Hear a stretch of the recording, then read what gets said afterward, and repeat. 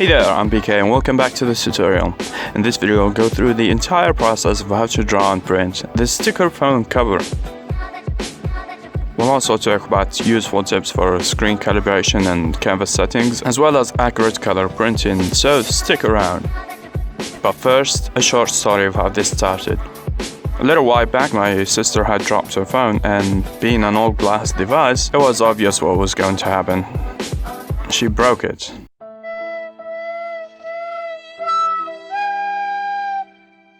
So I decided to step in and help by drawing and printing this phone cover for it. So first step, sketch a design that fits the shape of your phone. Actually, you don't have to draw anything, you could just use any of your existing artwork or pictures. But I made a lot of sketches and I decided to draw some cute chibi characters. Yay! A good tip here that's not only for printing but also for digital art in general is to draw big. Remember, you can always scale down but never ever scale up unless you want some horrible looking pixel art. Canvas settings and screen calibration.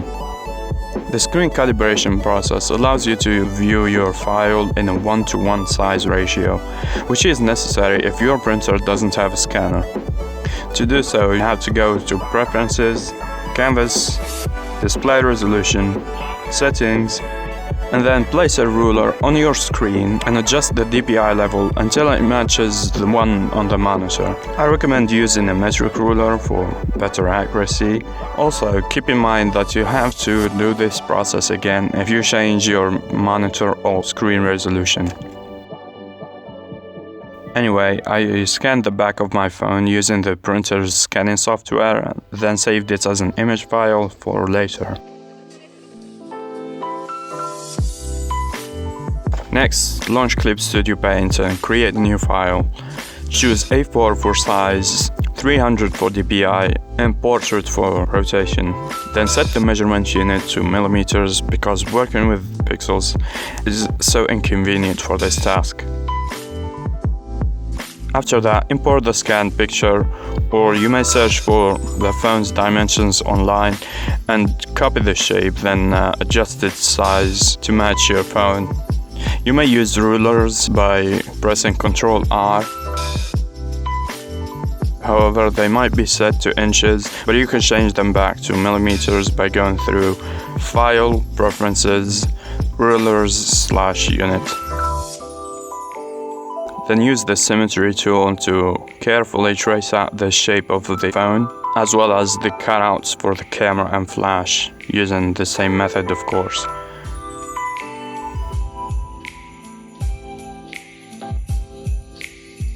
And with that, you have the shape of a phone to base your design on. So let's do that next. Design a background and stick your gorgeous artwork on top. I didn't want to bore anyone with my indecisiveness and very long process, so let's just look at the final result. Little tip here is to design the artwork to be a bit bigger than the shape of the phone. That way you'll have more room for error if any happen, of course.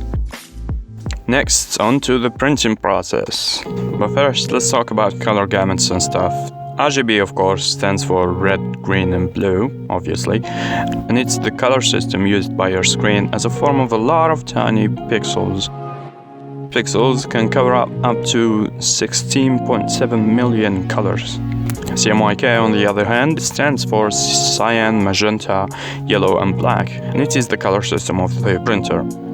However, this color gamut is very limiting, and it cannot produce nearly as much colors as the RGB color gamut could, so that's why the shifts from these color spaces look absolutely horrible.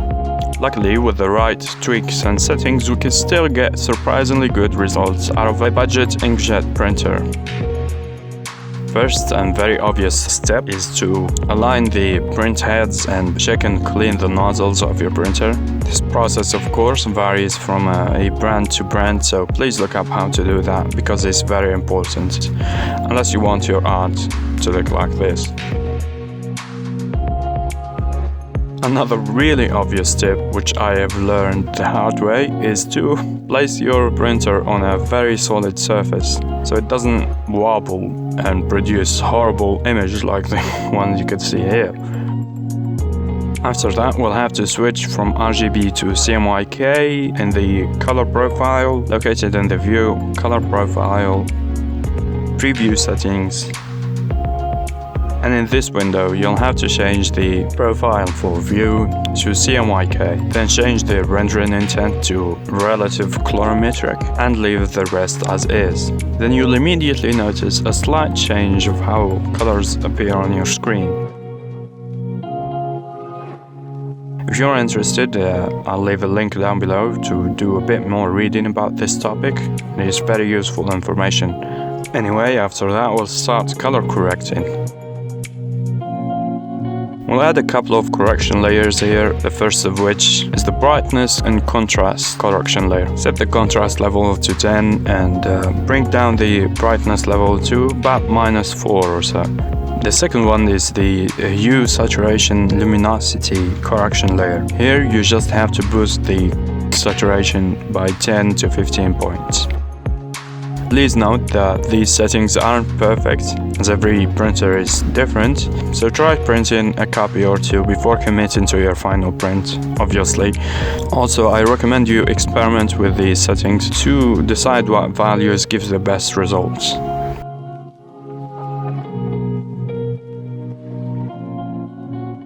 Another tip here is to delete or hide any white backgrounds or spots like highlights to prevent printing a whole page of very light color. I've also learned this the hard way. Anyway, after that, save the file as a TIFF format, or you may print directly from the software by File, Print. But before pressing OK though, we still have to change a couple of things. So go to the printer settings and set the printing quality to the highest option available. Then make sure you select the appropriate paper type. I went with the matte plain paper because choosing glossy has messed up a lot of my prints on sticker paper. I also noticed that it doesn't dry as fast, resulting in this blurry image. So I had to get really creative by using a hairdryer, that is. Anyway, after a few moments of patience, you should have something like this. Now all is left to do is to laminate it. Please use sharp tools with care and try not to cut yourself to pieces. Cut the holes for the camera and flash, stick it on the phone, trim the access, and voila! Also, I used the textured book cover laminate thingy here to give the phone more grip, to hopefully avoid any further damage, which I highly doubt. It feels good and it's way better than the standard glossy laminates in my opinion. Anyway, I hope you enjoyed this video and learned something. Thank you very much for watching. Stay safe and creative and have a great day.